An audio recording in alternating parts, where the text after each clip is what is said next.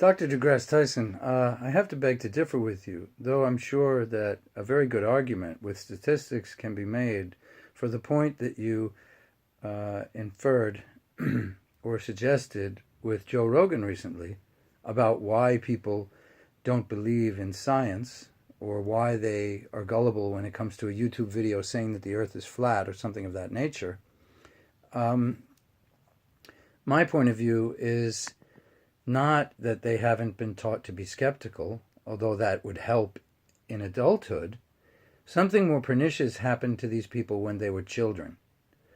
Okay, so while you also took pains to make the point that it's as equally lazy to simply believe something because a scientist or someone of authority says it as it is to deny it, I think what has happened with these folks is something happened in their childhood or their young adolescence or adulthood wherein their role models were deniers. And probably also something happened that made them drastically mistrust most things.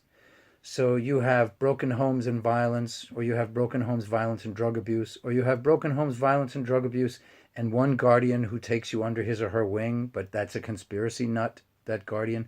And so your foundation of trust is what has been compromised.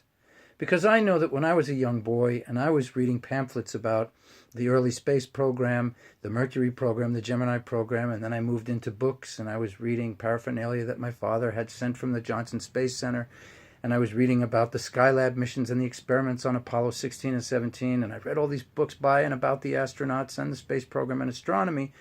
I knew that I was able to believe these things without too much skepticism because I had a sense of trust in the world. The world was a different place then.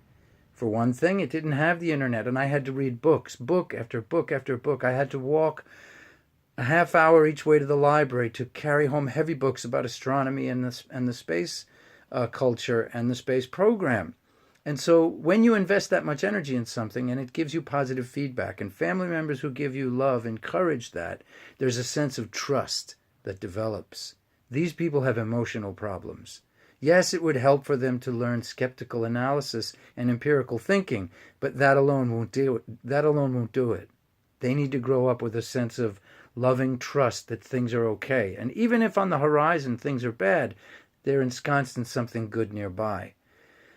To conclude, I'll give proof of that, at least in my case. I didn't learn about the evils of our country and the world until after I left high school. It was not until the shuttle disaster and the Iran-Contra affair. Two things which happened almost simultaneously in my young adulthood. The Iran-Contra affair was brought to me over the radio at work, where I was a draftsman in an engineering department. And the shuttle disaster occurred while I was coming home one day on a bus, and I saw it on a screen at a kiosk, and it shattered my world. And I realized, oh, everything we do is not good. Oh, we are corrupt. Oh, we didn't fund the space program well enough so that the shuttle could have been built better.